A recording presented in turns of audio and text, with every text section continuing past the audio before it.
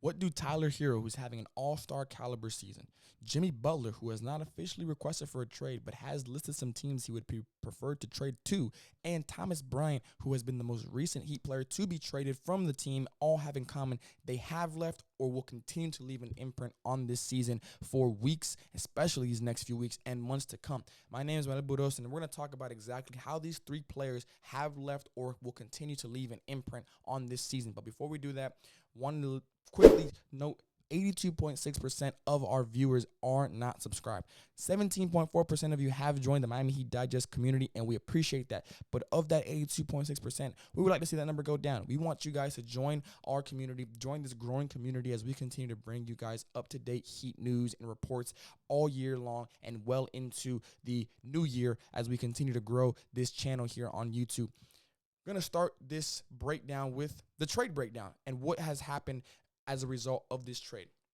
Now, everybody knows the trade I'm talking about. It is Thomas Bryant going to the Indiana Pacers. Pretty much nothing more really. So there was a second-round pick involved there and some draft compensation from the Pacers to the Heat, but it's really designed to open up a roster spot.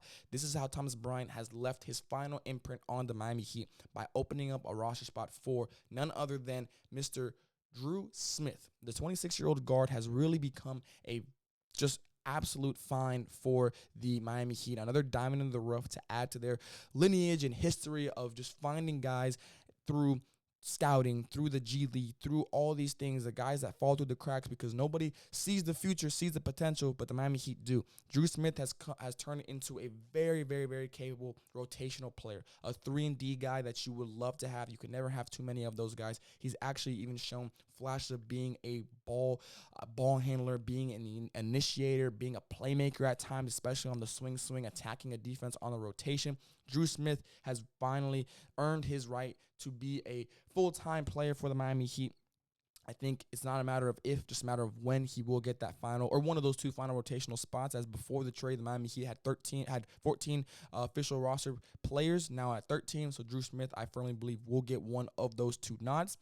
Now we move on to the next part of this video where, frankly, it's called Butler Watch. Jimmy Butler right now, everybody knows that he has not officially requested for a trade. He has not requested for a trade, but he has listed some teams that he would like to be traded to. Those teams, of course, if you have not been following along, the Dallas Mavericks, the Golden State Warriors, and the Brooklyn Nets. Those are the three teams as of now that he has listed, and we will add one to that list later on in this video. The biggest thing before we continue with the Jimmy Butler thing and kind of want to update you guys on, as you can see here, Jimmy Butler making $48.8 million salary right now this season. The issue with that is because of the NBA's new collective bargaining agreement, there's a lot of hurdles and a lot of things that teams have to jump through, have to fight with to try and make sure that trades can work. It's becoming kind of the running joke around NBA circles that the elusive 3-team trade, I'll quote Brian Windhorst here when he says a 3-team trade is a no-team trade because there's just so many things that have to go right. It's feeling like those are the only ways that trades will be made moving forward, especially big trades like this. Like, obviously, Dennis Schroeder has just been traded to the Golden State Warriors for DeAnthony Melton. Those type of trades, the Thomas Bryant trades, like those type of trades are going to be fine. Those are going to continue to happen on the margin trades. But those big blockbuster trades, it's going to become really, really hard to do that. Now, in Jimmy Butler's case, it's a situation where Jimmy Butler, and it's been reported that he wants $100 million. Like, he wants to be paid as much as possible because this might be his final payday, understandably so. The problem with that is the fact that there's only one team currently, as I'm making this video, that is under the salary cap, and that is the Detroit Pistons. The Detroit Pistons were not on Jimmy Butler's team of preferred destinations. They are not a team that's going to be in the market for Jimmy Butler as they're continuing their rebuild, continuing trying to find out what young players are going to be with them for the future. They don't want to really relinquish any of those assets, and frankly, Miami doesn't want any of those assets. Right now, the Miami Heat are in the playoff picture. I believe they're just a step ahead of the play-in. I believe they're in the 5th spot right now. You don't really need a Jaden Ivey. You don't really need a Jalen Duren. Like, you don't need these type of players, a Sar Thompson. Like, you don't need these type of players right now, so it just doesn't fit. That's the only team right now that is considered to be under the cap that could absorb the Miami Heat's $48.8 million player. That's not what the Jimmy Butler outcome should end up being. Now, I'm going to show you guys the trade that I mentioned before, the Dennis Schroeder and DeAnthony Melton trade. The reason this is important is because Both of these teams were on Jimmy Butler's preferred destination spot. They were both on the list, and they were both looked at as possible, I believe, for two different reasons, though. The Golden State Warriors, they check off the win now caliber team for Jimmy Butler. The Brooklyn Nets, the only thing they check off is the money. They were considered to be a team that could kind of be a third teamer in the situation where you send Jimmy Butler there to get paid, to get his possible final payday, and you bring in another third team for the assets and type of thing, and you try to work it all around that. With them trading Dennis Schroeder, what that tells me is they're not going to trade for Jimmy Butler. Why? Jimmy Butler is going to win you basketball games, flat out. He'll win you more games. Dennis Schroeder was doing that in Brooklyn. That's why he's out of there in Golden State, because right now the Brooklyn Nets are in tank mode. They're going to try and tank for Cooper Flag for this draft class that is coming up here in the summer. So they're not going to be trying to find these vets that are going to win them games that they probably shouldn't be winning. They're also going to try and just flat out give reps to Cam Thomas, to Cam Johnson, to all these young guys to try and develop them to see what they have, if it's going to be draft assets or it's going to be trade assets or if it's going to be guys they want to keep for the future. On the Warriors side, Jimmy Butler now doesn't really fit a situation of who would we get from Golden State. Obviously, Steph and Draymond are non-touchables. The reports have been Jonathan Kuminga has really just been that one guy, which I understand and I like that, but you still got to get that salary. You got to match the salary as close as you can, if not almost perfect, and Jonathan Kuminga is not making $48.8 million. The only those players that are doing that are the untouchables that I just mentioned. So it's going to be a situation where I think these two teams are just out of the Jimmy Butler sweepstake. Houston is also on the list. I forgot to mention them, and I still think that they're probably the best team to make a trade, especially if you want to do just one-in-one, like a one team, a two-teamer.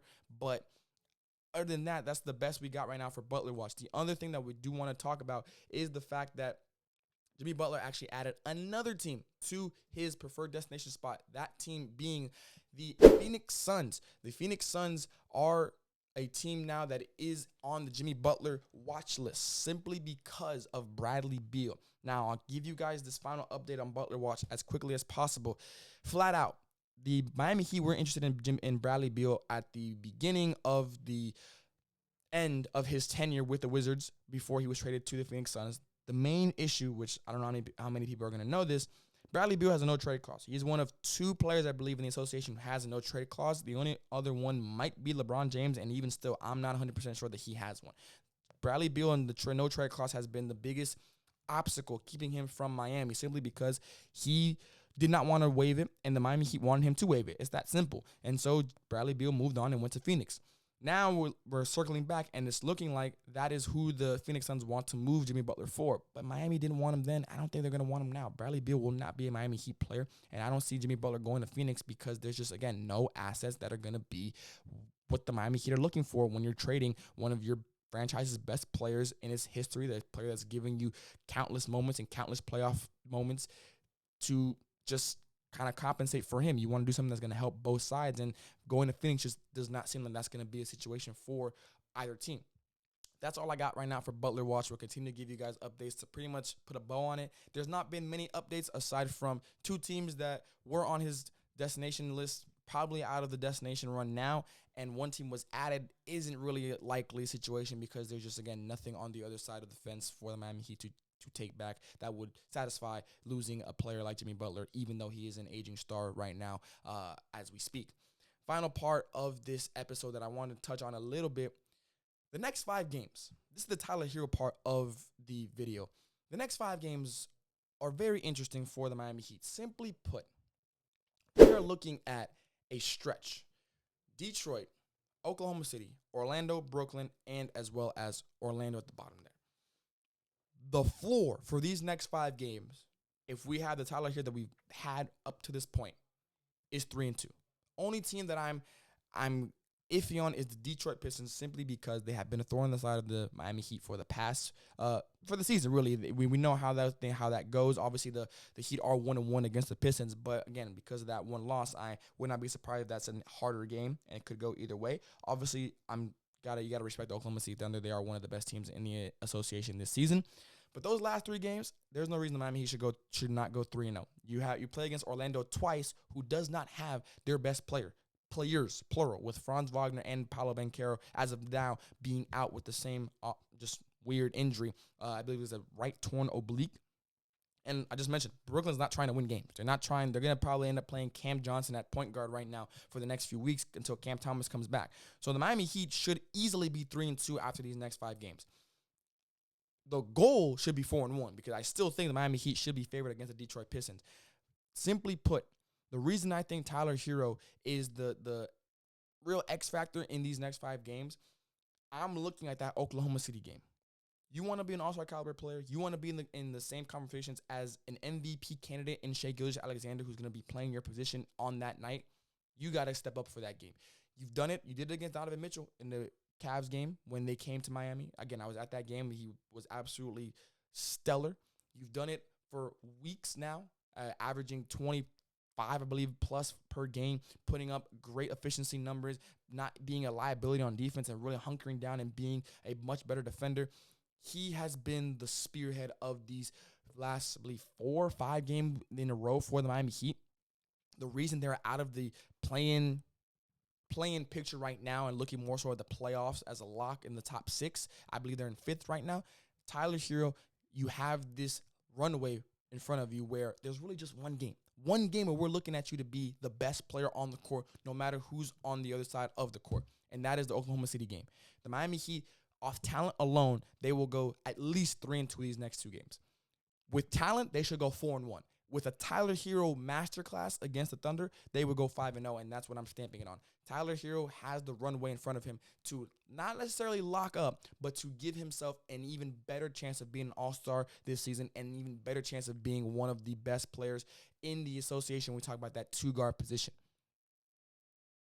In the end, these next 5 games, I'm really excited to see what Tyler and the team is going to do, because even if you go 3-2, even if you go 4-1, hopefully, you have still continued to add to that record of slowly creeping up the Eastern Conference. And before we blink, after these next 5 games, we could be talking about Miami Heat being maybe 4, even 3rd in the Eastern Conference behind some of the best teams that have come out to a hot start in Cleveland and Brooklyn. Even New York kind of come back down to earth a little bit. So it's in front of Miami. They just got to go out and take it. But that's going to do it for this edition of Heat Digest. Let me know what part of this video you guys kind of just resonated with the most. Is it the Jimmy Butler part? Is it Tyler Herro part? Is it the fact that Drew Smith is now going to be getting some rotation, possible roster spot in the foreseeable future? We'll catch you guys on the next episode of Heat Digest.